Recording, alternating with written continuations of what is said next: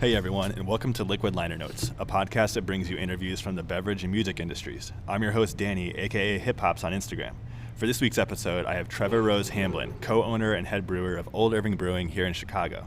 Trevor, thanks for being on. Thanks for having me, man. Yeah, I know you've been on a ton of different podcasts, so I'm glad you were willing to be on another. Yeah, no problem, man. This is probably the first one where I'm going to be, super fresh because it's, 10 a.m. Usually when we do these things, we start at least 2 to 3 beers in. So fresh, crispy coffee in the morning. I think this is going to be great. Yeah, awesome.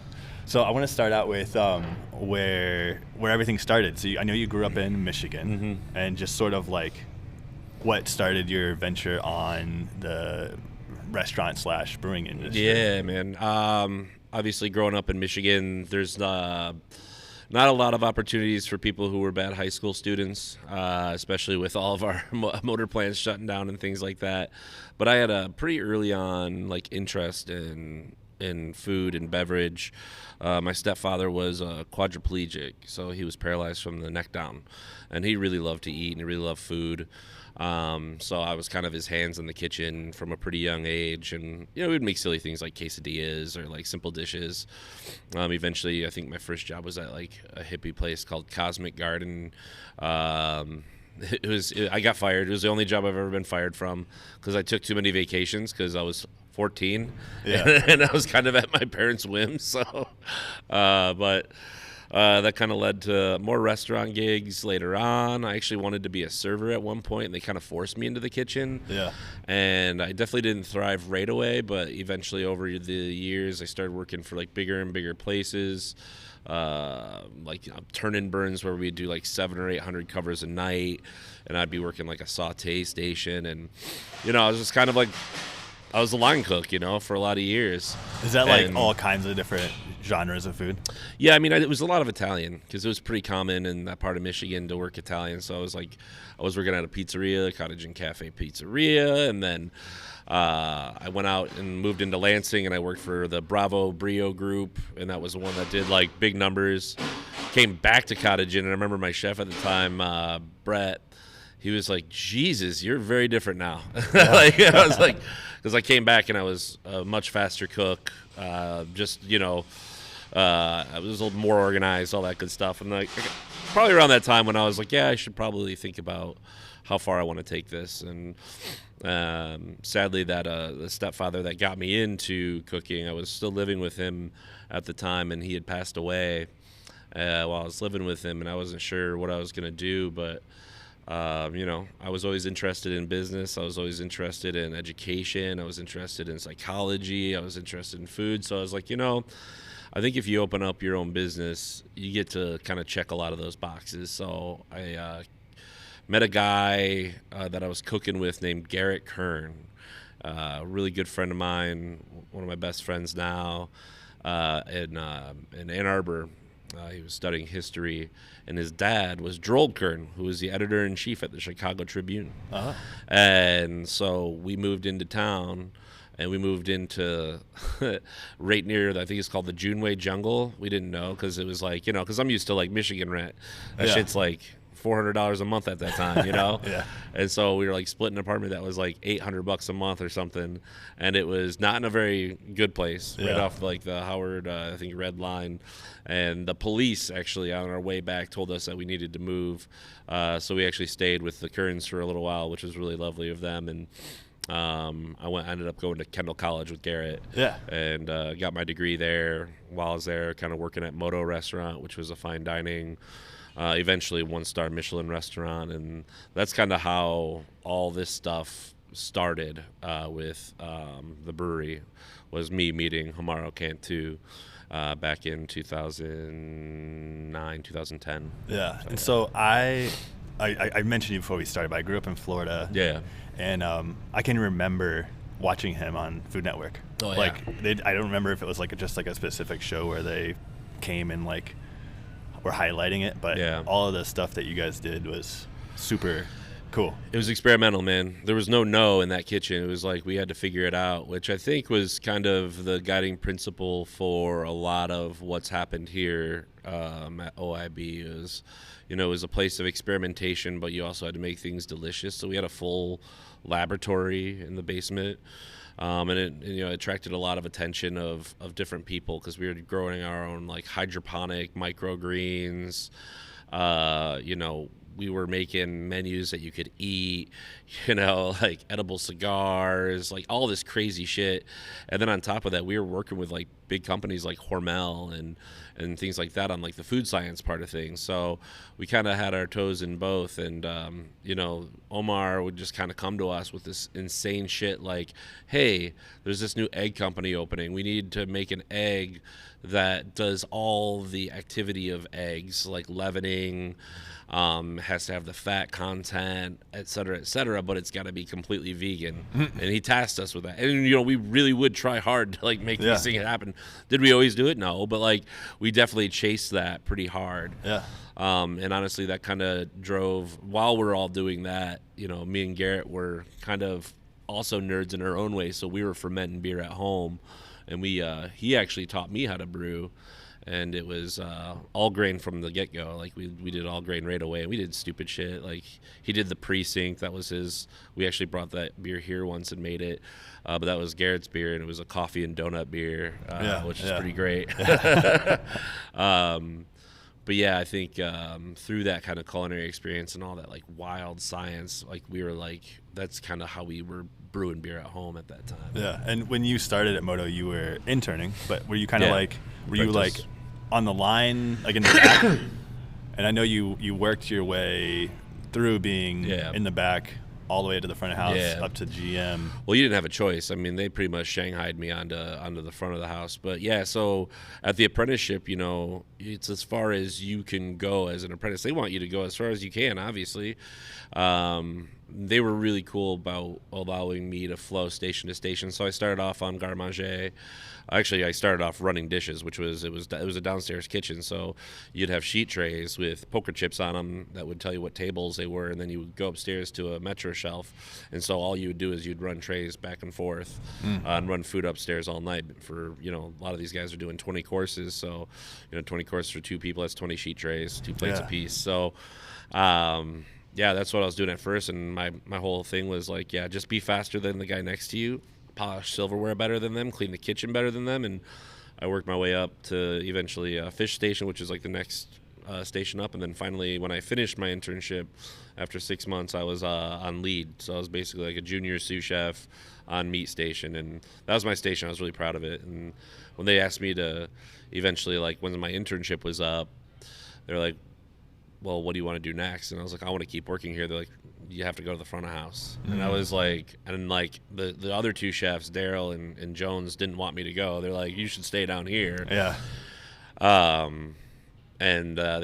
bought a suit, went upstairs, and started serving. And that's where I met Matt Gudlock, still one of my dear friends today. And he taught me how to walk. He taught me how to talk, because I've been a dirty line cook my whole life. Yeah. Now I got to I was like a bull in a china shop for like most of my life, man. I got the grace and the elegance of a silverback gorilla, and now I got to carry, like these beautiful wine stems and drop them, to the right of the water glass with the Riedel watermark at 6 o'clock and shit like that, So it's so now I got to do all that, and honestly, I learned a ton, and then eventually worked my way up into management. That's when Omar and I started to get pretty close, and we kind of became thick as thieves after a year or so. Yeah, and so then you moved on to Ing, which was Imagining New Gastronomy. That's right.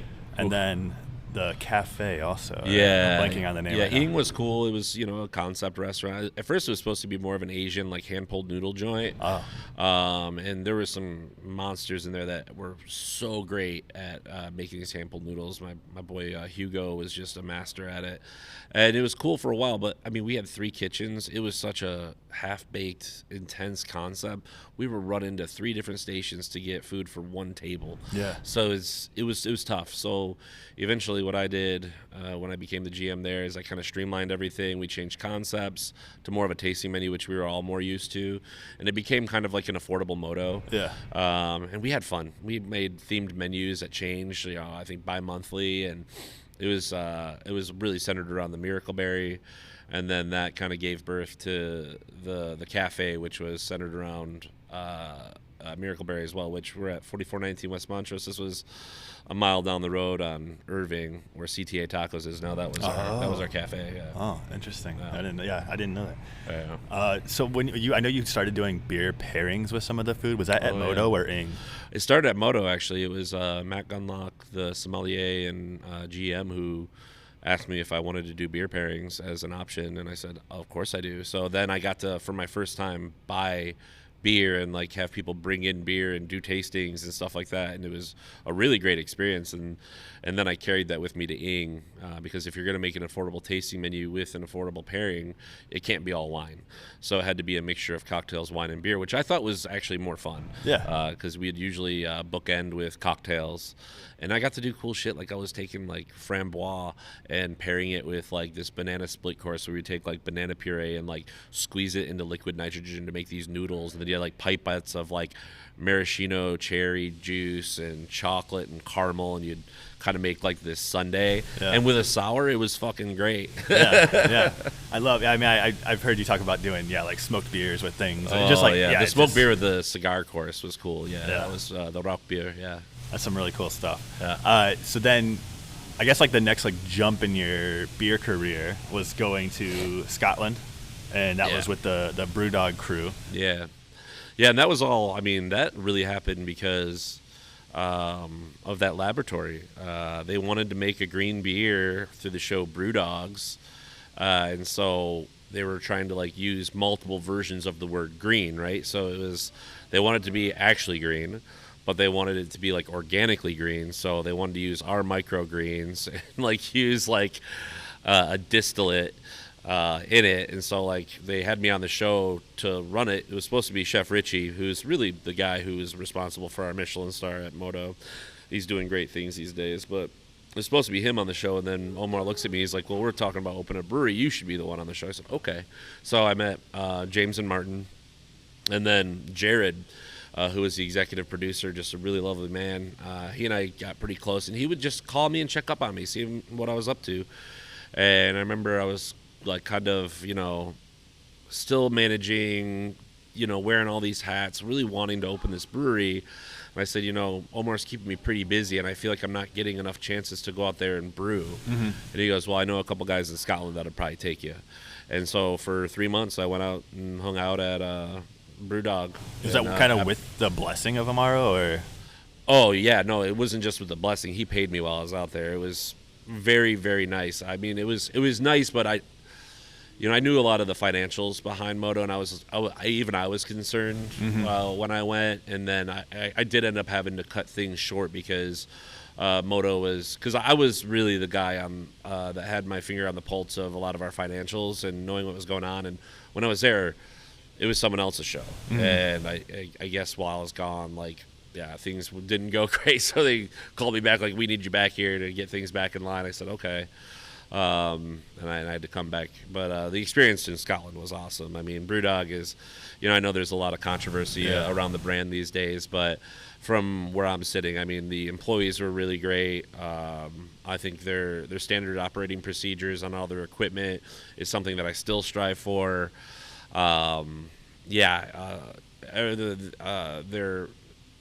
Their quality control, their QC, their benches, like everything was just spot on. Yeah. And James and Martin were great hosts, and I'll just give a special shout out to Martin because he was just really kind. And I mean, they even invited me to their holiday employee party when I first arrived, so I got to see how people in Scotland celebrate Christmas, which, believe it or not, is fucking different than we do it. Wow. It's a little bit different. There's like subtle differences. That's awesome. Yeah, it was pretty good.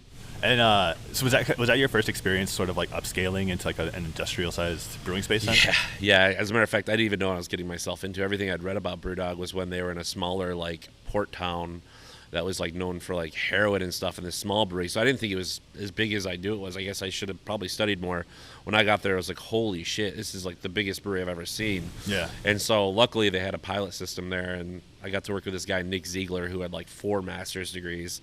And One of them was in brewing and distilling. Another one was in like I think microbiology and then English and history or something like that. But he's wicked smart. And so at the end of the day, I just picked his brain. I had like 4 or 5 Moleskines that was just filled with information, and we still keep in contact. Great guy. But we worked on a small little pilot system, and that was kind of where I got to like really cut my teeth and brew beer on a smaller system like I would eventually be brewing. Yeah. Because otherwise it was a 100 hectoliter system, 5 vessel, with like their smallest tanks were like fucking 200 hex or something like that, or 300 hex. I mean, I was dry hopping like 800 hectoliter tank. Like, it was crazy. Like, Yeah. Threw like a panel on the wall, the most hops I've ever seen. Like, it was quite the experience. Yeah, So, I mean, it's a global brand that's got stuff going everywhere. Yeah, and at that time, I mean, they were unstoppable. I mean, they were everywhere. So. Yeah, I mean, I definitely think you mentioned that there's like some controversy with them. That's like, I think the perception of some of the business practices, but I don't think there's ever been question on, like you said, the quality or. Business practices. I don't know anything about that. Like, I wasn't involved in any of that. I was, right. I wasn't involved in business practices because I wasn't getting paid. yeah. No, I just meant like the equity for punks thing. It's like some people like hate on that kind of thing. I think all those are. Yeah, I'd be wary of doing that. Yeah. Anyway, as an investor, you put in a little, you're only going to get a little back. So for sure. Yeah. And so then you make your way back to Moto, like you said, and sort of like, I guess, how did the brew pub dream like go? That was already kind of a dream before that. I was kind of like when we were operating Ing, and Omar knew, that I had aspirations of doing my own thing one day and that I wanted to open a brewery. And he's like, okay, so you started out in kitchens, and we're just sitting there in the office one day bullshitting. And he goes, you started off in kitchens, now you're here managing my restaurant. What do you really want to do? And I was like, well, you guys are underserved in Chicago. At that time, there were like no brew pubs. Yeah. And I was like, and the brew pubs that are here are good, but they're just good. They're not great. Mm-hmm. And I was like, I think if we, went out and opened something, or if, with what we know about food now, we could open something that's really great. Yeah. And he was pretty much in from the get-go. It was just talking about like how we were going to do it, what we were going to call it. He made up business cards. At first it was like Outside the Box Brewing Company, and then it was Crooked Fork Brewery, and we kind of went through a lot of different, It was originally like a Mexican restaurant. Like it was going to be Grandma Lola's Tacos. His Grandma Lola made these tacos, and it wasn't going to be corn tortillas because she always used flour tortillas, and he had like this tortilla automated pressing that he was going to do, and it was going to be more of like a sit-down casual vibe with you go up and order from the window, sit down, and they'd bring your tacos to you. So quick service concept. And then we met Jeff Lindemeyer, my now business partner, and he really kind of changed our direction. He's like, why are you guys going so small? Why are you doing this? Why are you doing that? And then that's when this like OIB was starting to kind of bubble and ferment and become its thing. So yeah. And but before I leave that Mexican part of it, was that gonna like put a direction on the brewing side as far as we kind of be brewing like Mexican stuff, or no? Because it would be a Homaro Cantu joint. It was going to be a lot of really weird, like because beers. Cruz didn't really exist at the time, Cruz Blanca, but that's kind of like it sounds like it'd be like. I mean, I don't think we would have been. Who knows where those paths would have led, because we started other concepts that changed. Like Ing wasn't the Asian place it was supposed to be at first, and became a completely different beast. So who knows? But like, I know that Omar likes to be really involved creatively and stuff, or at least he used to. And I'm guessing I would have done a lot more weird beers. And we definitely started off with weirder beers here at OIB too, kind of because I was still really inspired by a lot of my history with Moto. Yeah. But it would have been a lot of weird shit for sure. Yeah. And so Homaro unfortunately passed away during the whole procedure of starting Old Irving. 2015. Yeah, we had just broken ground here. Yeah. And you guys decided with Jeff, your now business partner, to continue this idea. Yeah, it was a tough decision, but it was one that both him and I were pretty passionate about still, and it felt like we still had a pretty good team. We needed a chef element still, and I think the investors wanted to have a chef element too, so that's when we teamed up with Folk Art. Yeah, and the Bias Merges. You opened in 2016 and just within, so it's November 1st now, but so within the last month you celebrated your 8th anniversary. That's right, 8 years, yeah. Congratulations on Thanks, that. man. Yeah, great. And so the name Old Irving, we're in the Old Irving neighborhood of Chicago. Just sort of like, I guess, how did you decide to focus on the community aspect of it? Honestly, I think I was kind of forced. By the I'm a creative. I had all these other names for the brewery at first that didn't really associate as much with the neighborhood, but I think because Matthias and Omar and Jeff were all from this neighborhood. I lived here for a long time in apartments as well, and I've always just, ever since I found this neighborhood, I've lived up here because it was convenient. It was a little more quiet than some of the areas closer to my culinary school in Moto and things like that, and certainly less expensive. So I've always been up here, and then when the Old Irving thing happened, I said it does have a good ring to it, and then eventually kind of OIB. I really like that part too, just OIB, and then I really fell in love with the community. Between the beer and barbecue challenges that were happening at St. Viator Church, or hanging out having beers with the local neighbors, or when I was brewing beers in Jeff's garage and people would just come by, kind of cheering me on that were like locals. I was like, okay, this is awesome. I wish I could afford to live here. But man, it was, I really did fall in love with the community. And Old Irving is named after Washington Irving, which is super cool. He wrote Sleepy Hollow. Yeah, which sort of fits the model of some of the beers. Some of the stuff, yeah, for sure. I'm definitely into the creepier side of things. So that was kind of a cool tidbit I learned. I was like, oh, hell yeah, right on. And the other little nod to the neighborhood you guys did was naming Della after Della. Yeah, Della. Yeah, absolutely. Yeah, named after the founder of Irving Park's daughter. I thought it was such a pretty name and kind of a nice name for a Kolsch. Light, easy drinking, rolls off the tongue easy. It feels like something you could order at a bar. Yeah. And Kolsch, that Kolsch is having its day right now, man. You'll find it a lot of places now. My sales team is out there like crushing it with this beer. So it's kind of your perfect beer and a shot type beer, like it's one you can sit down and drink all day. Yeah, for sure. Yeah. And then, so I want to say, so Old Irving, you guys are known as a brew pub. I think you guys are kind of known for like food, beer, and cocktails. And you guys are kind of doing everything a little well. Yeah. Focusing more on the beer side for right now. Can you, the profile of your guys' beers, from the way I see it from the outside, you guys kind of are really heavy on lagers. Yeah. You guys are doing hoppy stuff, obviously. Yep.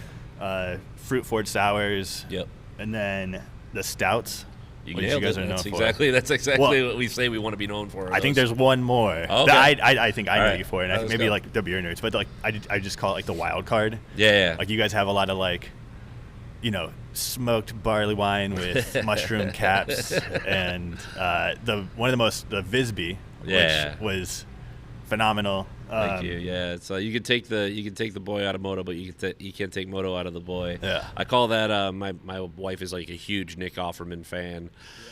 Which, by the way, I don't know if you know this, but like in the beer community, there's some connections to Nick through some old brewers and things like that. Matt Offerman was a brewer, and now he works Iron and Glass as kind of one of the partners there. And Nick actually dined here once. But anyway, that's awesome. Yeah, he was a super nice guy. Went on a tour and everything. Jeff Tweedy was with him, and I didn't realize it, and I feel like an asshole to this day because I just completely ignored Jeff Tweedy. But sorry, Jeff. And he's actually he orders food from us because we have some good vegan fare as well. Yeah. But Nick Offerman has that paddle your own canoe.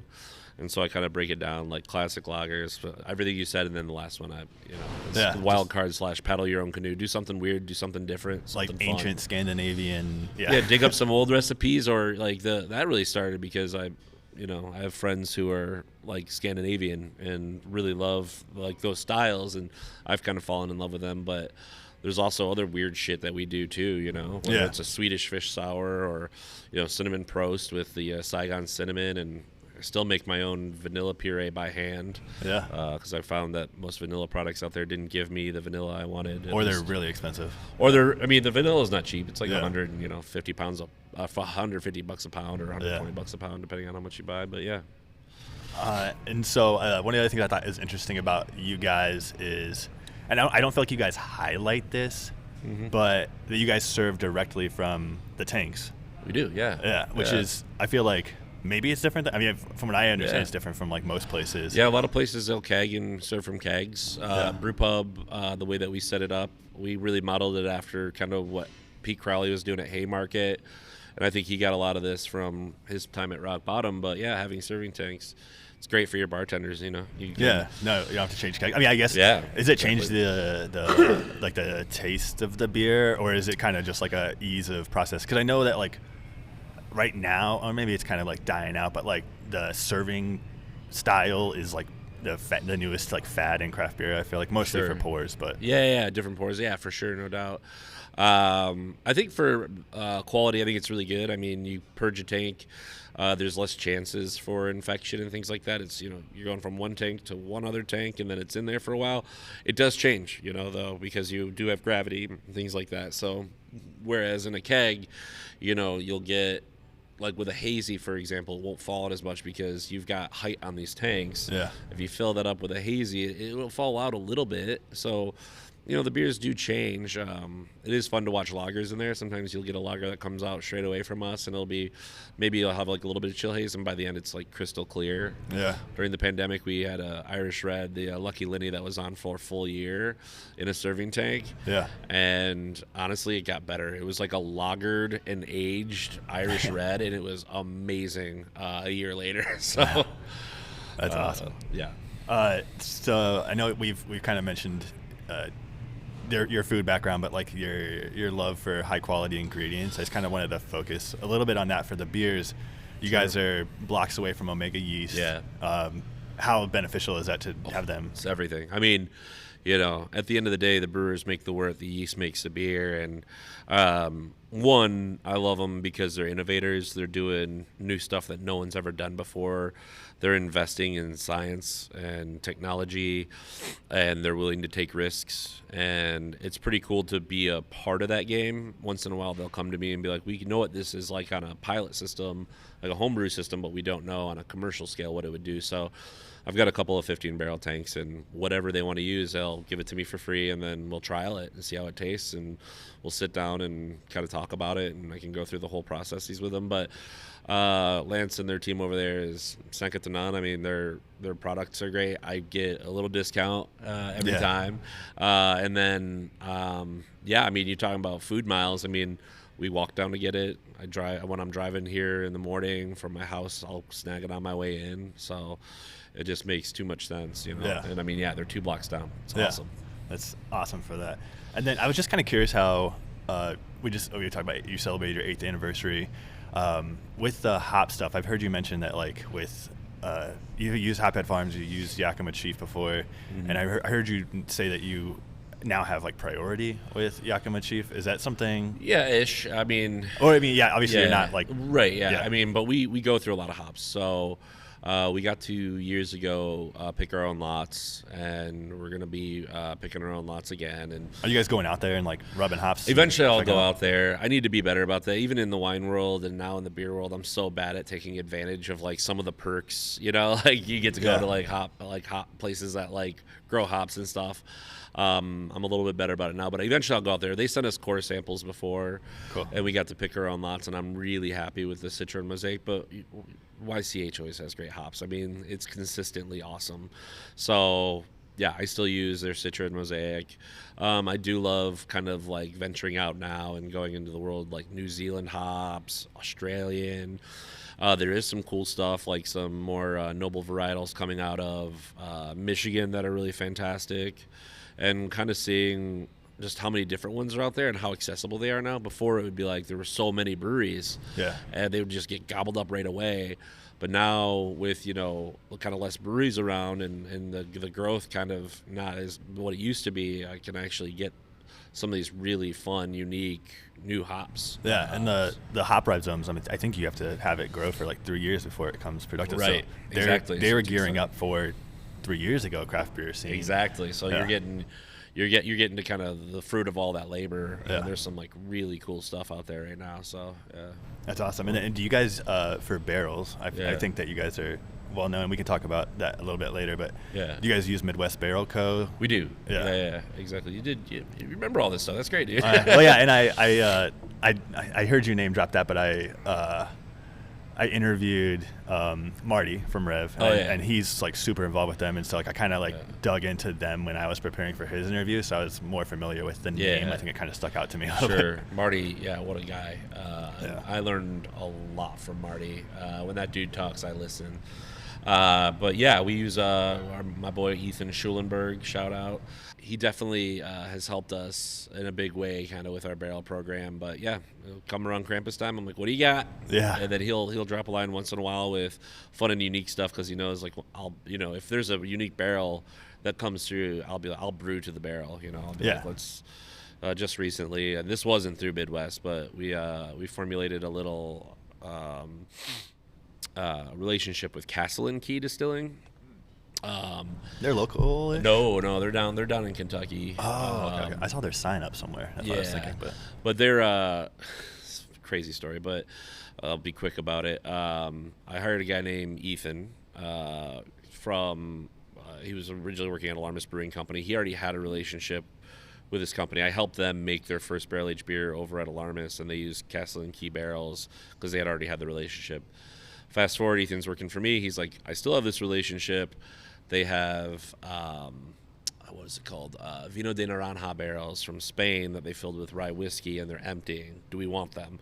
And I was like, I used to make this beer called Rat Pack that was like a Belgian double that tasted like an old-fashioned, cocktail.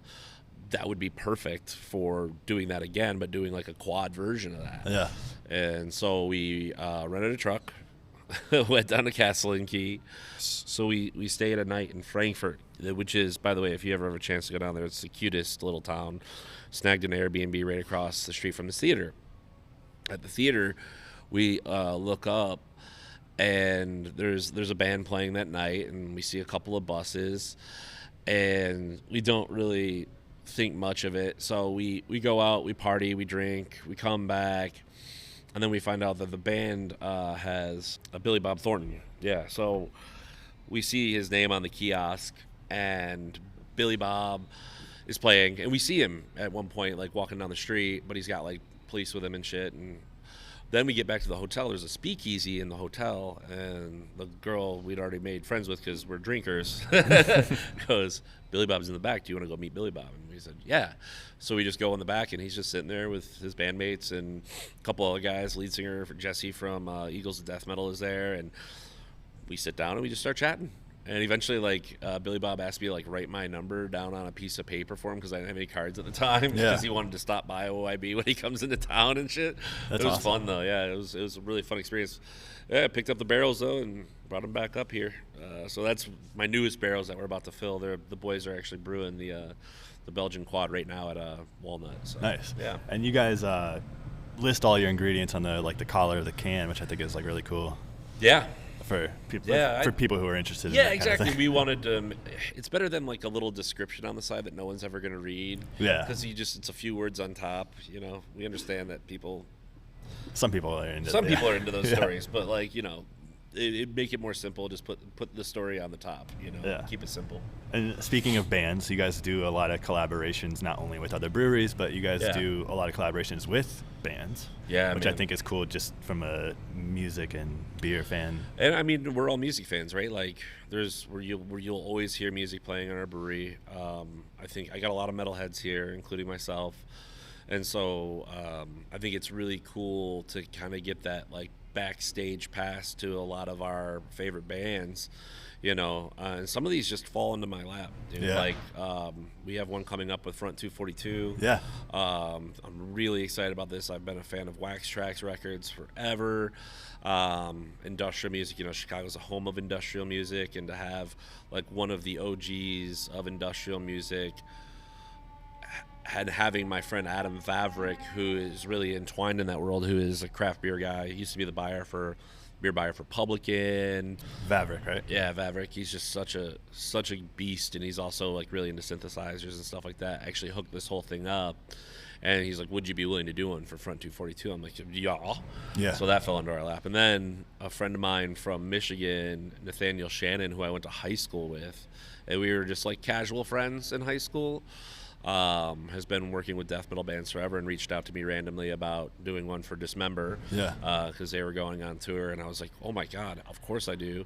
And then my friend Johnny, who used to be with Hope for the Day and used to manage hardcore bands and like post-hardcore bands and stuff, asked me if I want to do one with Whitechapel. So like all three of those like fell into my lap. And they're all like and they all like, come out recently. And they're all they all wanted it around October. So I was like, oh God, this is going to be packed. But at the same time, it's like, man, how cool is it that we've been able to do these collaborations and get to know these guys, and plus the metal world drinks beer, man. They do. You know, like our style doesn't change. We always wear black. You got the jean jackets, and we're always going to drink beer. So it's kind of like our perfect demographic too. Yeah, I love that. It's a nice little niche of what you guys are all into. Yeah. So now, to move on to the food aspect of the brew pub for just a minute. I just wanted to kind of highlight for anyone who hasn't been here, but you guys have like Burger of the Week, Wing of the Week, and then Mac of the Month, which is so we're vegetarians, my wife and I. So, but it's nice to be able to come in, swap out I don't remember if it's Beyond or Impossible. Yeah, I think it's Impossible, but swap that out for the Burger of the Week, as long as, I mean, I've come here a couple times and I've been like, oh, well, there's like fish sauce in the aioli, or that kind of thing. But for the most part, it's cool to being able to have something new in the menu every week. Oh, it is. I mean, I have friends at other restaurants who own restaurants or manage restaurants. Like, how do you get your guys to do it? And it's like, we set the precedent early on, you know, like that's what we do every week. We do a new wing flavor and we do a new burger.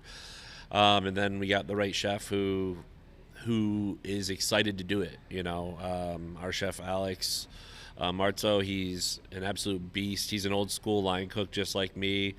We're about the same age.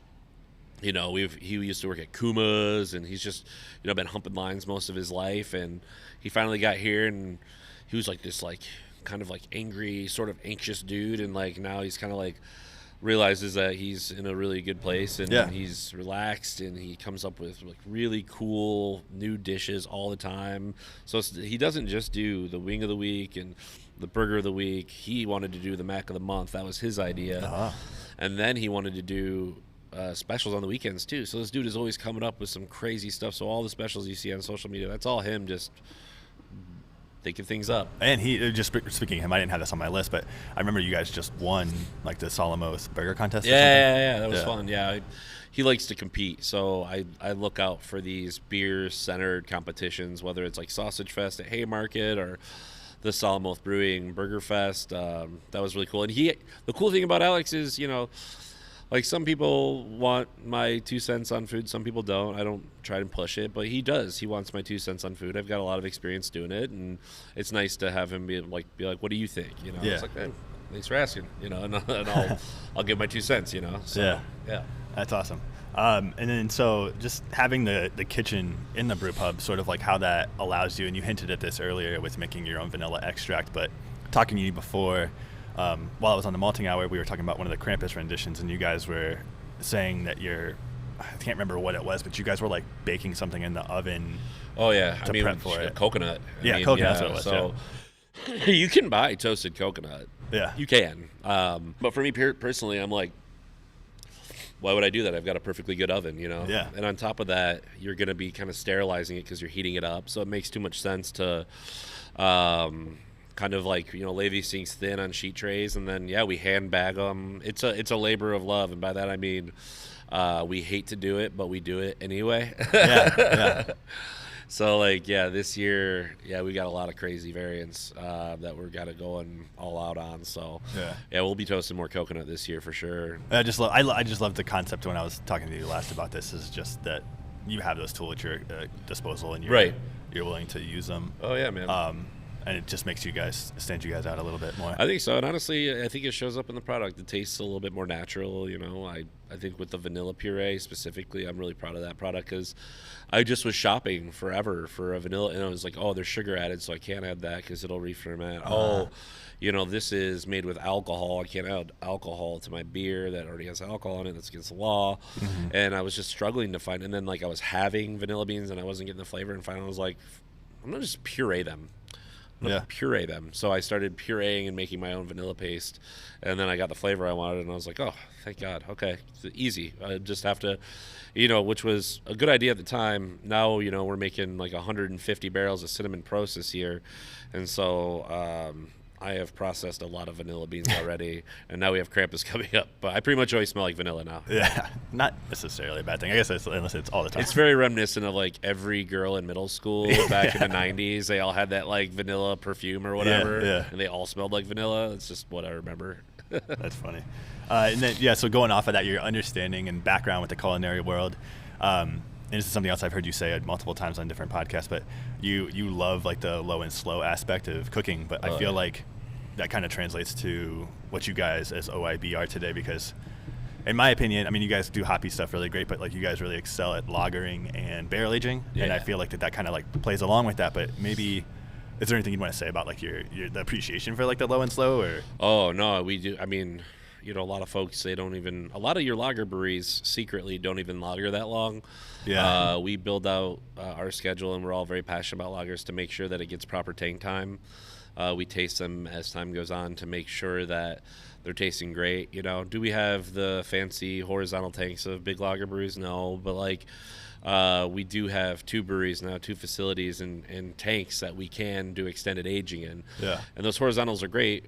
If you want to like put it away for a while and then still be able to use your fermenters to produce beer while those are kind of off in the corner in a lagering tank, but we just lager in the fermenter, and it's worked out really well. And I love watching how those lagers change, watching how the malt and the hops kind of come together, and the yeast profile is really interesting over time too. There's a certain secret to exactly how lager yeast tastes after aging and fermenting really low and slow, and I have my own theories about this like unidentified little lager flavor that's up there that you get from specifically bottom fermenting yeasts, but it does change over time, and it's a really beautiful thing. And then same thing with barrel age. It's so cool. You can put something into a barrel and then come to it a year later and it's a whole new beer, and it's picked up flavors of the spirit, of the charred oak, maybe some reductive properties from controlled oxidation, and then seeing what comes out the other end. I love that kind of stuff. I mean, that's why I loved making mole back in the day, why I liked baking breads, why I like fermenting freaking hot sauces at home still. It's just it's fun. Yeah. I love that. And then another thing I heard you talk about was how in the food industry, it's really all about balance. Yeah. But in the craft beer world, I feel like when OIB was first being born and, that era of craft beer, balance was not in vogue. No. So, I mean, can you talk about maybe like on this 8-year journey, has that changed at all as far as, are you trying to balance more? Oh, yeah. For sure. I think we always wanted balance. I think that was always on our docket. Was I wanted beers that would draw a crowd, and not just like big hop heads. Like when we first started, big hoppy bitter beers were still a thing, and people were like, hazies weren't really a thing yet in 2016, were barely a thing. They were just coming into the light, and so I was still one of those hoppy beers, but I wanted a nice balance of malt to it. I didn't want these like aggressively bitter beers. It felt like it was very gatekeepy. It was like, oh, you don't like these bitter beers and you don't like craft beer. Yeah. And then people were like, you're right, I don't love craft beer. And then they would like walk away from craft beer because they're like, I don't like bitter beer. Yeah. And I was like, well, if I want to sell beer, I should probably make things for everybody. And that's really when we started to kind of hit that tuning fork and try and like with things like Sentinel, make it bready, biscuity, malty, but also have like a nice little bitterness to cut through the sweetness, but not be overly aggressively bitter, so you can have more than one. Yeah. And I think that's why we've gravitated so hard towards lagers, because you want to talk about balance. I mean, these are perfectly balanced, and it's great with a meal. Again, you can have many of them in a session, and even up to our stouts, I want to make sure they're not overly sweet, We do go for aggressive flavors on those to make sure you can taste what we're going for. Yeah. But I still want them to be balanced. So yeah, it's all about balance in every aspect of this business, whether you're doing cocktails, whether you're doing food, or whether you're doing beer, or whether you're trying to balance your work and your social life. It's all, you got to have balance on all those sides in this industry for sure. Love that. And so one of the other things with Moto, you kind of hinted at this earlier with Homaro, but he would kind of be like, all right, this is what we're going to do. Like, how can we get there? Right. And I like hearing you speak about Beezer. Yeah. I feel like that's sort of like that experience with Moto attributed to Beezer becoming what it is. That's a really good point. I mean, I've heard you say, okay, the best versions of this are like, we're trying to get it to be juicy, and so like to work backwards to reach that. Yeah.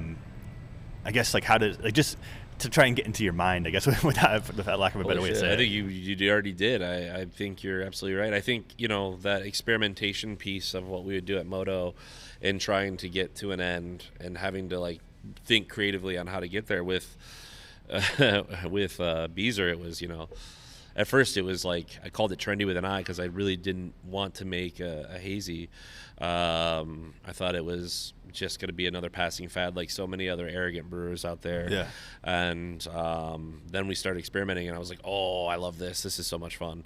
And so I think we got up to like trendy 10, but like some of them would fall out clear, and then we learned about haze stability, and then you really learn about, I mean, especially for a young brewer like myself at the time, it taught me a lot about the ingredients I was using, and like, hey, that pre-gelatinized flakes wheat is not the same as malted wheat, and it will not make haze. As a matter of fact, it'll do the exact opposite. When you heat it up, it gels, and it'll drag things down the bottom and make the most beautiful clear beer you've ever seen, but it'll have really nice body, and it'll give you better head retention. It's like insane stuff like that I learned through the whole process of making Beezer. But when we were first concepting it, I was literally taking some of the best beers out there. One of our investors, Rod Zach, lives right down the street. Big 12-foot skeleton with a Beezer in his hand down the road. I saw that picture you guys posted. Yeah, that's Rod. He has a beautiful cellar and tons of beer, and he really introduced me to great hazies. And I remember having Trillium and Treehouse and like all these really dope hazies. And of course, my friends in town were already making some really great ones, like Roger Kuzelis when he was with Forbidden Root with BJ back in the day. And yeah. Of course, Sean, now with Phase 3 at that time with Moore, and before even that, Ram. Ram. I can remember Ram going to Ram. Really got popular, right? Yeah. And these guys were making them, and I just started picking them out, and I started doing gravities on them because I was like, these are all kind of sweet. So I started doing taking them and kind of blowing out all the CO2 on them and taking a density and being like, what is the finishing gravity these guys are hitting? And consistently across the board, I saw that there was a gravity. And then I was like, I wonder what the gravity of like orange juice is. Everyone talks about how juicy things are.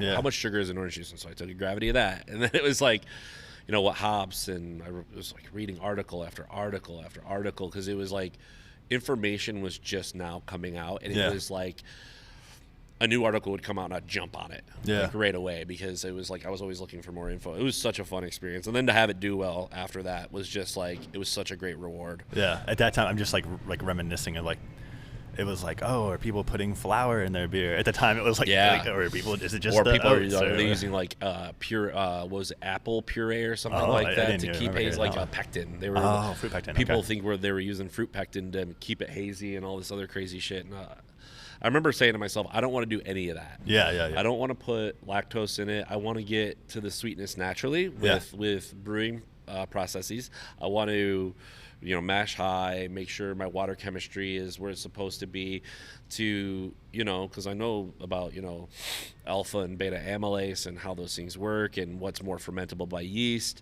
How do we get more of these longer strain alphas? And we science the shit out of it. And through that process, I learned a ton about beer, and I a newfound respect for like new styles. Because it was so much fun. Yeah. And you guys not taking any of those shortcuts, not to throw shade on anybody, but like shortcuts on things. You got, I mean, it paid off. You guys won a medal with GABF. What year was? Do you remember what year? It was 2019. 2019. Was, against 347 other entries. That was insane. And then we won again this year, the World Beer Cup. And that got a gold too against 236 or 238. But yeah. Yeah, and you guys also, you guys went for Della just to like throw it out there. Yeah, that was great. 2021 and got silver. We were so pumped. That's what we drink. That's what brewers drink. That's like our after you've been a sweaty day in the brew house. That's what we drink. So it was great to see Della do well. And then just I'm going to jump to Krampus just for a minute. And I know because Krampus is coming out. I don't want any exclusives or spoilers or anything like that. I'll give you spoilers. But no, it's cool. This probably won't air before we put out what we're going to put out anyway. Yeah. Well, I was just going to say that that also is like you're trying to build a cookie, like a Santa's milk and cookies. Yeah. And I guess to give you your flowers, but it's like I feel like what separates breweries for me personally is like the stories and like what the ethos behind things. Yeah. And I feel like you doing what you did with Beezer and what you do with Krampus as far as like trying to come up with these flavors, it doesn't go unnoticed for I appreciate people. that. Yeah. You always wonder, right? Like I love the stories too. As you can probably tell from this interview, I'm a storyteller. Like I love telling stories and giving people like exactly the experience I had, as succinctly as I can. But like, yeah, man, I'm glad you see that. That really, I love that. And that I just wanted to ask about that though. Do you release the base beer? I didn't know. The base. Yeah. So we've been doing for the past few years just a simple barrel. Yeah. So. Oh yeah. Okay. Yeah. So first year was just the buff. In the buff, and then it was Krampus in the rye last year, and then this year it's going to be double barrel. So it'll be last year's Krampus. So it's the only one we've actually gotten rid of all lactose in Krampus except for that batch this year because it's double barrel aged. So this will be the last batch that you'll have with milk sugar still in it. All the others will not have any in it. But this one, is Willet for the first year, and then Russell's Reserve for the second year. Single barrel Russells as well, which is going to be really nice. So 2 years aged and no adjuncts, no cocoa nibs, no vanilla, no nothing. Nice. And knowing that you put the lactose in there initially to replicate the milk and cookies. That was it. Have you done something different to try and replicate that, but making it vegan or? Yeah, through what we know, when we first concepted Krampus, it was a very literal milk and cookies recipe. I wanted to use grains that were kind of reminiscent of like brown sugar and chocolate, using chocolate malt, using very malty malts like Maris Otter and things like that as the base to give you like that deep kind of rich, almost like cookie flavor, and then adding in the lactose for the milk, the vanilla, the cocoa nibs. It was all very kitschy, but now we can make a very similar product without kind of excluding some people who are maybe I've heard of a lot of people having reactions to lactose now. They say it makes them sick, so I'm like, let's just take it out of the equation. There's no reason to have it here. I think we'll still get the point across without using literal like milk sugar. It was a no-brainer for us to move on. That's good to hear. Because I feel like you guys kind of go under the radar to a certain extent. Cause you hear a lot about Goose and Rev and Half Acre, but you guys, in my opinion, are like right up there with them. That's high praise, man. I'm striving to be somewhere near any of those breweries.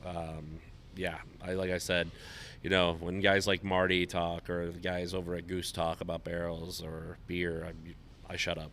Yeah. And I listen real close. Yeah. So it's jumping to the new space that you've referenced a couple of times.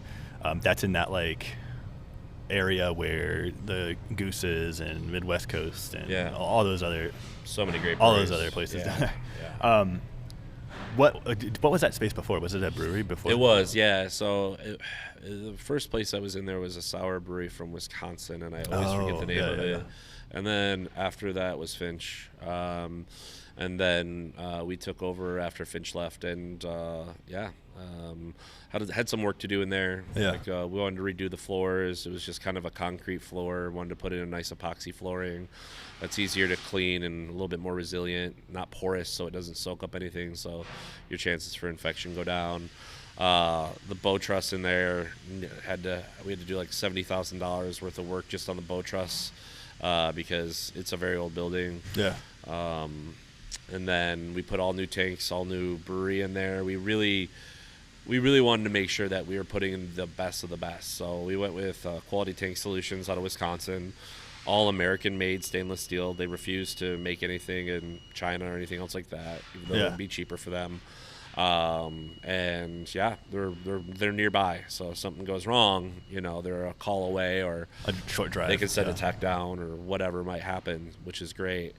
And then, having space is nice because, as you can see here, I know the listeners can't see, but we're pretty overrun. Yeah. So we is that just going to be getting this stuff out of here? Is that going to be like manufacturing and a barrel warehouse? Is that kind of like the idea? Yeah, we're definitely going to be storing barrels there instead of here. So once we empty these, you'll see that back area clear up. I'm going to be getting a lot of the beer racks, things like that out of here. We're still going to do barrel aged stuff here. Yeah. One, I think it's beautiful. I think it's nice to have it in the dining room. Two, it absorbs sound. Three, these guys, they love the creative stuff, and I think doing creative barrel-aged stuff on this small system is going to be so much fun, not just for the consumer but for my team. So was this new secondary space, was that I guess like the intention in the business plan initially, or is that something that's sort of just born itself of your growth and being able to distribute?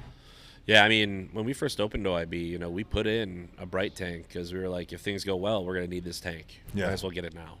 And we didn't use it for the longest time. I would kind of like use it as almost like a tank to hold things or infuse things like that. But it wasn't for its original purpose because we weren't even like kegging things off for a distributor yet. And then, just slowly over time, it got more and more. And honestly, like kick in the pants for us was not kicking the pants. Kick in the butt for us was the pandemic and when everyone was drinking at home. Mm-hmm. We just bought a canning line. I think we had like 2 packaged products at that time, and they were selling really fast. And we kind of had to play catch up. So then it was like, at first I was running, food out to all the customers and the guests who were so bravely and awesomely supporting us during such a very, very dark timeline. To then going back in the back and having to produce. And since then, we've really evolved in it. We were doing contract brewing, and we saw, okay, well, we're making a lot of Beezer through this contract brewery. It probably makes sense to kind of start our own and make it ourselves. Yeah. So that was, we kind of just needed the proof of concept, and doing contracting through Great Central helped us prove the concept so we could take that next step with some confidence, Yeah. What's your distribution footprint now? Is it Illinois and it's just Illinois and Wisconsin? Okay. We do very little up in Wisconsin, but man, do I love that community. I love going up there and hanging out with those folks. And you want to talk about people who love beer? Woo! They're next level. So I'm excited to do more up there. We want to kind of really work on home first, make sure that we've got enough beer for here, and then we're going to start putting some more energy into places like Wisconsin. Yeah. So next thing I want to talk about is like your team and the growth of that over the time. Yeah. I know you guys, for the longest time, it felt like it was like you and Tim. Yeah. And just since then, you mentioned Ethan. Yeah. You got Max, who used to be at Rabbit and then was at Omega, and now he's over here. Yeah. Cole's also a brewer, I think. Cole is a brewer. Yeah, you guys have Andrew Cole Homaro. Yeah. You guys have a lot of people you've been bringing on. Yeah. I guess is that specifically because you opened a new space? Yeah. That's exactly what it was. And also, I wanted to put together kind of my all-star team. Like when you get to, I think OAB's grown enough and developed enough where we've got enough respect on our name where I get to be a little bit choosier about who I bring over, and I'll tell you what, the guys that I've hired are just second to none. Obviously Tim's awesome. He's been with us before day one. Yeah. Originally working as a server, he and I were both in fine dining at the same time, working in FOH together, and he's just really helped build the foundation here at OIB. The guys who used to work for us, Will Robertson, who's now moved on to Goose Island, Andreas Biller, who's now at Dovetail. He was my right-hand man here in the brew house for a long time. All these guys are just absolute studs, and they're awesome at what they do. I even snagged Chris from Great Central, who is a dock manager. He's the assistant brewer here now. His name's Chris Garcia. The kindest, most gentlest human until you run into his car, I found out. I watched a truck run into his car over by 1800, and he was not nice to that truck driver. I was like, I saw a different side of Chris that day. But no, he's really awesome. He was helping me like unload stuff when I wasn't there because I had to kind of separate between the two spaces. And he had a forklift, and he was always willing to help, even with like scary shit. So like, I was like, yeah, you on a job. So with the new space and you kind of having to bounce back and forth as head brewer and co-owner. What, I guess, does your day-to-day look like in the sense of, are you brewing as much, or is it more of a management, like project management kind of thing? It's more management, I would say. I still write all the recipes. I still order all the ingredients. I still, have, weekly meetings with multiple weekly meetings with my team. And then usually beginning of the day, usually around this time, I'll be at Walnut, and I'll start my day with those guys, have coffee, go over what's being packaged, how are things tasting in the tank, where are we at, all that good stuff. And so it's a lot of tasting, things like that. And then I'll usually dive here at the end of the day, get some paperwork done, and hang out with these guys, kind of the same thing. So it's basically just making sure the ship keeps on moving and being a resource, not just to the brewers, but to also the packaging team, the cellar people, my general manager, assistant manager, employees, chef, and then to our salespeople as well. If they ever need help, like I do ride-alongs, things like that. I'll go out to accounts. So yeah, it's kind of like a director. You're just kind of making sure that everyone has what they need to succeed. Making sure that you have the right people in the places to do so. So that's awesome. And then, so just sort of like outside looking in again, I feel like a lot of people can like be cooks or brewers or anything like that, but I feel like you are very respected in the community, even people outside of like the Old Irving walls. I appreciate that. And I know, like, I interviewed Charlotte, and she couldn't speak highly enough about you. I love that woman. And, but I guess, like, what makes you're like a leader. I feel like you're a leader. Yeah. And I mean, and outside of just like the literal sense with your business, but people seem to really respect you, and you show up to people's things. Like, I mean, I see, Charlotte's posting something at Solomoth, and then you're there, like, championing her on or whatever. Like, it's kind of cool to see that as well. Like, what makes you want to do that or be able to do that? Good people. I mean, honestly, I think I'm trying to be kind of like Charlotte a lot of times, or like people like her. Somehow she's omnipresent, like how Hermione Granger has that like little spinny thing that like makes her be able to go to all the classes. Yeah. And whatever that was, Prisoner of Azkaban. I know what it is. I'm a nerd.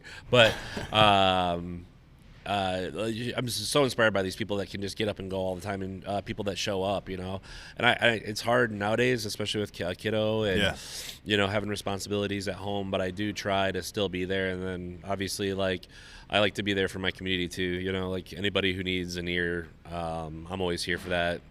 I always say, if you need an ear and a beer, I'm here for either, or both. And so I think just making sure you're truly listening to people, hearing them out, not gaslighting them, not talking over them, not trying to do this whole Pain Olympics thing where, I've been through so much, and I certainly could go down that route because my life has been anything but easy. But I found that if you just listen to people and hear them out and meet them where they're at, that they get a lot out of it. And so do I, in terms of learning, and then also it's kind of like it makes me feel good to help people out. So I try to help wherever I can, whenever and wherever I can. Yeah, I feel like the perception of the culinary world is that working for chefs, especially when you're at high-end restaurants, can be pretty intense. Yeah, it's intense. I feel like maybe is it kind of like a scenario where you learn from that and you were like, I don't want to do this? Or you maybe took the good and the bad from that and formulated your management style now? Yeah, I think I never wanted to be like that. Yeah. I always wanted a healthier restaurant, always. I wanted a place where people don't talk down, degrade, yell, jump to conclusions, all that toxic shit. I didn't want any of that. Have I been guilty of one or all those things? Oh, absolutely. Especially I call him Chef Trevor. He was a different guy.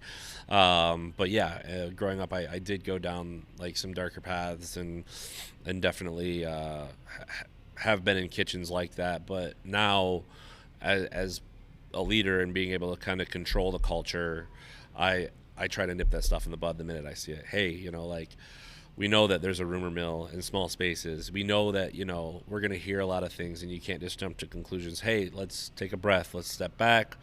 Let's look at the whole situation. Let's find out what really is going on, getting people together. And like I said, listening, really listening to people. Let them get it all out.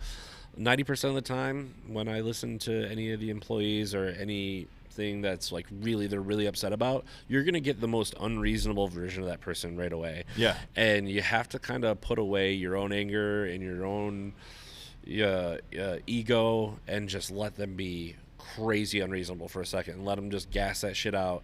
And then you can start to do work, because they're not operating from a brain state that is reasonable or logical. They're operating from anger, or maybe sadness or whatever it might be. And once you kind of let them work through that stuff, then it's like, okay, so what's the next step? And I think that's something I've learned over the years, has really helped kind of keep the temperature down in a otherwise stressful environment. Awesome. One of the other things I wondered if you transferred over here at Moto, you talked about how it was everyone kind of had to bring an idea to the table every day. How is that here? I think people organically do it. I've always wanted to cultivate a culture of creativity here, and I think not micromanaging and kind of backing off and hearing people and being like, that's awesome, and just supporting them. It happens pretty organically, especially around the bar, around the food. Just instead of saying, hey, I think this, and like taking their idea and just kind of smashing it, being like backing off and being like, hey, that's a really awesome idea. And then if they go, I want your input, because they want to make it a reality, because obviously if it's going to be a reality, we're going to have to work together on that. Then we'll kind of work together and collaborate and stuff like that. So it's, I think, that culture since day one has just kind of been like a beating heart in this place. It's one of my favorite things about this pub is how every single person here is creative, and I like to think that they're creatively heard too. So and I love just like the way that you've been able to keep that creativity up over the 8 years. And you spoke to this earlier, but dealing with the bands or dealing with your friends that are into Scandinavian beers, and just like how you were able to pick things from your life that you see or from others' lives and develop it into a concept is cool. I get inspired all the time by people, and I obviously, in the music industry, we're inspired by music every day. A lot of this beer is brewed while listening to metal, and same thing with Scandinavian stuff. I don't know anything about that stuff. I don't know anything about that world. It's a dark part of the map for me, and so I would love to adventure into that stuff, and kind of learn new things. So we're always jumping at opportunities like that, I think just your willingness to learn and be like inquisitive on things is, I feel like, definitely like you've shown that over your time with the food industry. Thanks, and man. Beverage. Definitely don't want to become old hat. That's for damn sure. So then I want to jump to some of the projects you've been involved in. The Trotter project. Start there. I know obviously Chef Charlie Trotter, but I've seen you do different events with them, or recording YouTube videos in your house cooking. Like, so I saw. It's charitable, and it's a great project. It was something that Omar had actually started, so I was there when he was concepting this. I was serving the Trotters coffee, and kind of a fly on the wall for when they were all coming up with it. I was getting 4 a.m. calls from Omar when he was still around with this new idea he had for the Trotter project, whether it was like flying a drone with all the old chefs that went through there. I mean, the Trotter phenomenon is something that has been studied. They're now making movies about. They've certainly written books about it. But so many great chefs went through those doors, and then for them to turn around, and then the family and just really good people, ex-employees, things like that, to then turn around and go, we want to do something good. And then taking those monies that they are able to raise and then give opportunities for those with less in the hospitality industry that has saved mine and my friends' lives multiple times over is so rad. So anytime they ask me for anything, it's always a no-brainer. Yeah. And, and I try to make things easy. Hey, I feel like I want to do a beer fest. Great, let's do it. Yeah. And I feel like you kind of you continue that not only with the organization, but that idea. Everything I've read and heard about him is that he was very like open arms as far as like people come, and I think Omar even was that same aspect. They both with had him. a very giving spirit for sure. And for sure. you're able to continue that with your employees and everything like that. Absolutely. Like I said, very inspired by both of those guys for sure. Then I want to jump to some of your work with the mental health issues and community and everything. And you've been very open with this. There's a lot of podcasts that you've discussed this. Yeah. But I think it's another thing that separates you and just makes you a unique individual. Thanks. In the space. Yeah. And just sort of, I guess, why, in your words, is that so important to you? Well, on the most simple side of things, I have a brain, and I am guided by thoughts, feelings, and emotions. But obviously, a big one is I grew up not well. I grew up in and out of mental hospitals. I spent one Christmas in a mental hospital at University of Michigan. Where they took my shoelaces from me and and took the cord off my radio and all that good stuff. And so I spent a lot of time on mental health, and I had a really great therapist growing up, and I've learned to talk pretty freely about mental health. My mom is also a mental health professional. I'm still going to therapy, and I noticed that like when it used to make people nervous when I would say I'm going to therapy because there was just so much stigma, and I think if you really want to smash all that stigma, you gotta be able to talk freely about it. When you have one of the leading causes of men under a certain age is suicide. Yeah. Why is it that it's happening all the time but no one's talking about it? And I teamed up with Hope for the Day back in the day, as led by my buddy Johnny, and I was so inspired by those words. It's okay not to be okay. And I remember seeing them for the first time, and it like hit me like right in the gut. I cried. I was like, oh my God, like I've never felt so seen. And I actually met the guys, him and Mike, back in the day, and both of them going like, oh no, we know who you are. Like somehow they knew because of some things that had happened about who I was and how I was handling it and everything else like that. And so we all started working together. And so I've been lucky enough to have people reach out, and I've been keynote speaker with the New Hampshire Brewers Guild, which was super inspiring. Those people are doing great work. These guys, they have Narcan kits in like every public place. They've been able to save so many lives just by having access to Narcan, because they have huge overdose problems. That used to be the number one killer in New Hampshire, and now it's dwindled down to almost nothing because of their access to Narcan. Yeah. And then obviously they do have the brewing industry and the restaurant industry. Man, we're kind of the island of misfit toys, man. We're a bunch of people who kind of didn't fit in a lot of places. We have a unique skill set. We're very highly motivated, but we all come from unique upbringings, and with that comes a lot of mental health stuff. So I think being open and honest about that stuff and being someone who can talk about it freely, I think makes everyone kind of relax a little bit and know that they're in a safe space, and that this is a place where I want your weirdos, I want all the freaks and geeks and all the people who feel like they're not being heard, because usually they end up being like the best people. And you were on Drink Beer, Think Beer. Let's make sure I said that in the right order. Yeah. With John Hall, and one of the things that stuck out to me, and this kind of goes to your management style, and you probably hinted at this a little bit, but you spoke about how when you see an employee who's doing everything right, and then all of a sudden they start slipping, or they're late, something's up, you don't go right for the reprimand button. No.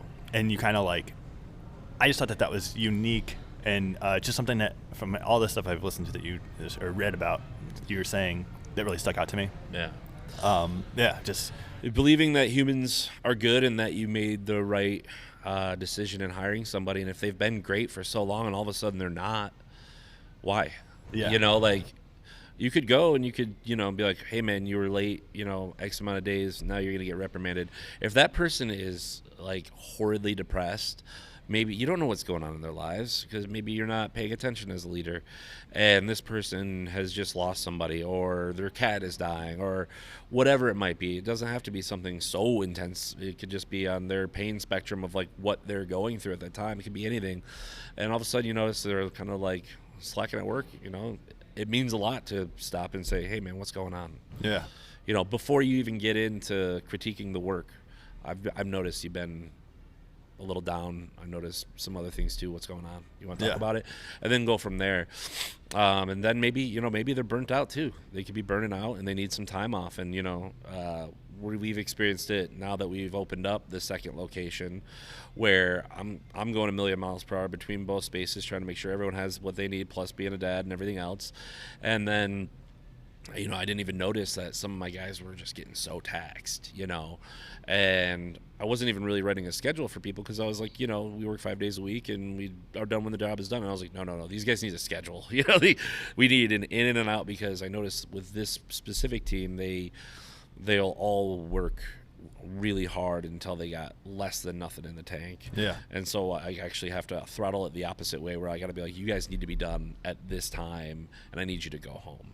And if that means I come in and I work for you, or if it means, we can work things out, I don't want to see burnout anymore. Yeah. So yeah, it's just, taking care of people, man. It's pretty 101 for me, but like I come from a world where everything, it just feels wrong to take a person that you work with day in and day out, you see more than your family, and then they start slacking, and then be like, no, you're getting written up, when they've otherwise been a great employee. Like, ask, just see if they're okay. Yeah, they're probably not. And getting rid of those, we talked earlier about getting rid of the stigma of discussing mental health, but then also the like leave it at the door concept. It's like from previous generations. Yeah. And just realizing everyone's a person, but yeah, and it's got to be tough. You just spoke to sort of like the learning experience of it, but keeping your finger on the pulse and your eyes on everything at two different locations in two parts of the city. Yeah. Luckily with people, I've got a good instinct for people, so I can tell when someone's down or someone's out, and then I can kind of do some digging. The problem is that if I see it and I kind of don't have time for it sometimes, it kind of sucks, because it's like, God, I want to reach out to this person, but then like you get distracted by like 5 or 6 other things. So it's become a new kind of set of challenges where instead of being reactive, I have to be proactive and go out and on our meetings on Mondays, does everyone have what they need? Where do I need to be? And they kind of write my schedule now. Oh, I need you here on this day, or I need you doing this on this day. We need you to fill in here. I need a day off, whatever it might be. Yeah. And making sure that people know that I am able to do that. Because they'll look at me a lot of times like, well, you're a busy guy, you're dad, you're doing all this other stuff. No, dude. Like, I'll if I can make it work, I'll make it work. If I can't make it work, we're gonna find a different way to make it work. Like, don't worry about that. Like, tell me what you need, and I will do everything in my power to get it.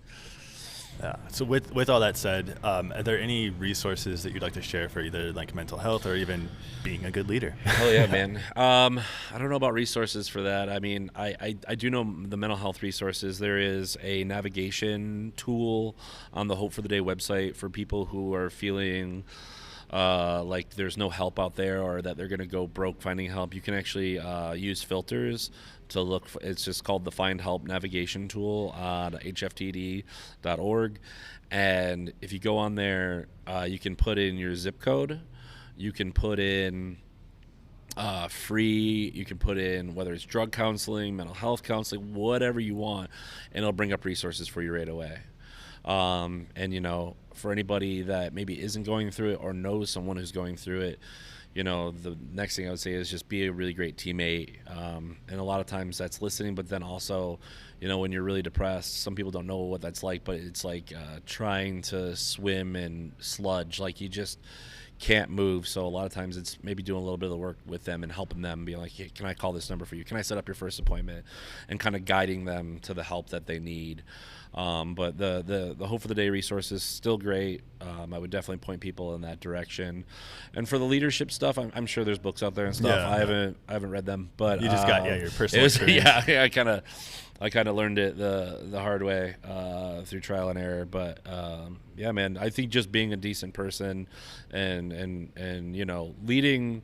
There's parts where you should definitely lead in more of a logical, straight and narrow way in terms of finances or inventory or things like that. But when you're leading people, you gotta go with heart, and it's hard sometimes. Sometimes you get taken advantage of, and some people will take advantage of that heart, but that doesn't mean you stop doing it. You know, Yeah. you gotta. Yeah, the positives outweigh the negatives on that one. For sure.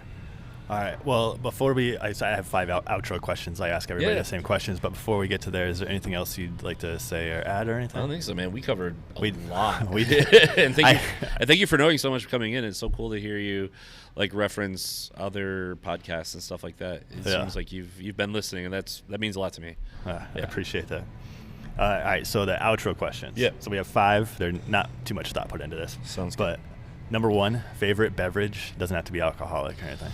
For sure. Low key between us, I drink a lot of seltzer still. Like it's like my dirty little secret, and it's not like all seltzers either. It's like specifically White Claw, and it's specifically black cherry. Like I love that shit. Other than that, man, I drink a lot of black coffee. I drink a lot of fizzy water. Otherwise, we've got one of those soda streams at home. Freaking adore it. Yeah. Yeah. Awesome. All right, number 2, a song everyone should listen to. A song everyone should listen to. And I have a playlist on Spotify where I'm putting everyone's song additions. that everyone should listen to. That's such a big question for me because I just care about music so much. I know. Yeah, some people go favorite song. Some people go. But I was like one that everyone should. Well, I hear. mean, it doesn't have to be. Right. A song you want people to listen to. I guess we could phrase it. I would say probably Classical Gas.